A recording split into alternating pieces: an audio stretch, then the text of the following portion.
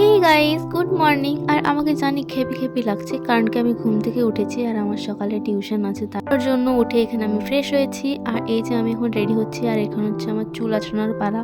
আর guys, চুল তো সব পড়েই গেছে, এই কটা আছে, এই কটাই আমি ভালো করে যত্ন করে রাখার চেষ্টা করছি। তো যাই হোক, আজকে দিনটা ভাবলাম যে চলো একটা ভিডিও করা যাক।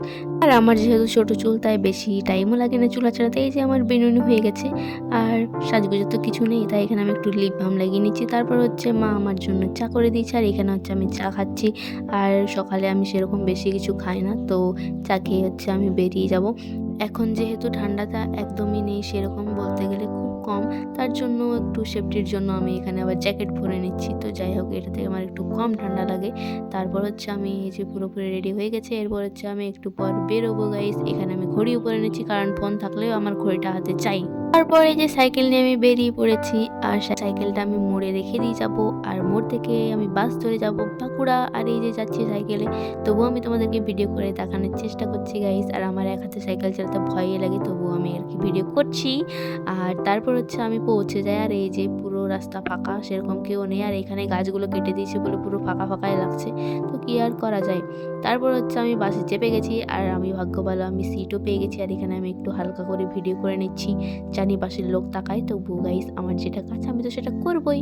তারপর হচ্ছে আমি বাস থেকে নেমে গেছি, আর নেমে জানতে পারি বান্ধবীরা তো কেউ আসছে না, আমি আসছি আর একটা বান্ধবী আসছে তনুশ্রী। তো আমরা দুজনেই আজকে টিউশন করব।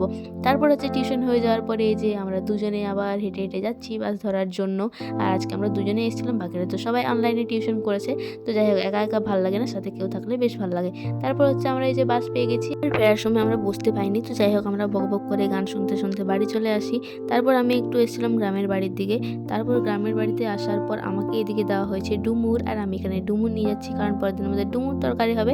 তারপর হচ্ছে গাইস, চৈত্র মাস পড়েছে, সেলও পড়ে গেছে। তো এখানে হচ্ছে আমি, মা, সুতপার মা মানে জেঠিমা, আমরা সবাই মিলে চলে গেছি ছেলে কাপড় কিনতে। আর এই যে সবাই মিলে বাচ্চে হুড়মুড় করে। আর গাইস, এখানে 100 টাকা, 200 টাকা, 300, 350, 500, 700 যেরকম দামের জিনিস তুমি চাইবে সেরকমই পেয়ে যাবে।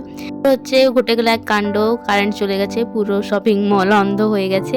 তারপর হচ্ছে আমি এখানে ভিডিও করে যাচ্ছি অন্ধকারে। ওই যে সুতপা এখানে আমাকে জ্যাকেট দেখাচ্ছে, বলছে দেখ কোনটা ভালো লাগছে, এরকম করে আমরা দেখাদেখি করছি, অন্ধকারে খোঁজাখুঁজি করছি।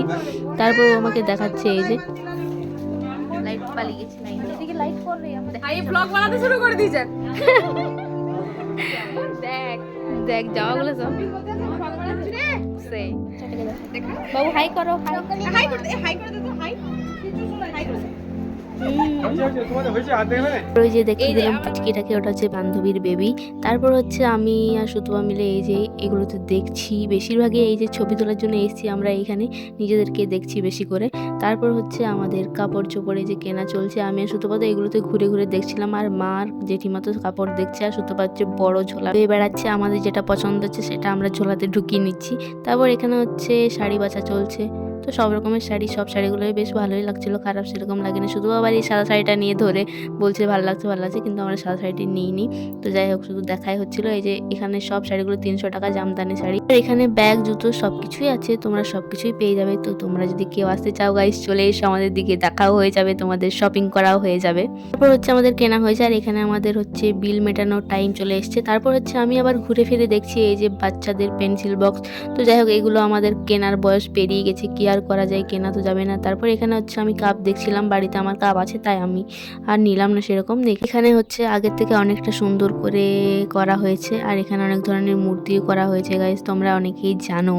আর হচ্ছে কি, বৃষ্টি আরম্ভ হয়ে গেছে, তারপর কি করে আমরা যাব সেটাই ভাবছি। আমরা বাড়ি থেকে বেরোনোর সময় ছাতাও নিয়ে আসিনি সেরকম। তারপর হচ্ছে এখানে আমি আমাদেরকে খোঁজার চেষ্টা করছি, কিন্তু কোনো মতে আমি আমাদেরকে আর দেখতে পাইনি। এরপর হচ্ছে আমরা এই যে বেরোচ্ছি, বেরোনোর সময় আবার সুতির শাড়ির দিকে মায়াদের চোখ পড়ে যায়, কিন্তু যাই হোক, আমরা এত শাড়ি নিয়ে নিয়েছিলাম, তারপর আমরা আর নিইনি। তারপর গাইস, এই যে আমরা হচ্ছে বেরোচ্ছি, আমরা বাড়ি চলে আসি। আর গাইস, এই যে আমরা এত কিছু শপিং করি, তোমাদেরকে একটু দেখিয়ে দিলাম। আর গাইস, ভিডিওটা এই পর্যন্ত ভালো লেগে থাকলে লাইক, কমেন্ট, শেয়ার করে চ্যানেলটা সাবস্ক্রাইব করো। বাই।